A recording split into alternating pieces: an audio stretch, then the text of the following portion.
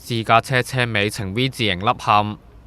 懷疑係貨 van 嘅車尾後視鏡飛咗出嚟，地面散落部件碎片。兩架前車嘅後擋風玻璃完全碎裂，小巴車頭泵把同埋擋風玻璃損毀。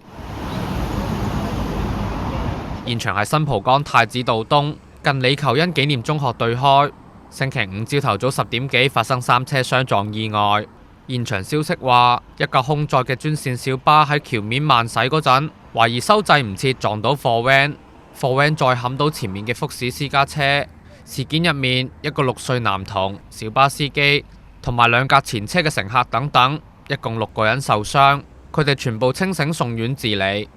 警員到場調查，一度封閉部分行車線，事故嘅原因仍然係調查緊。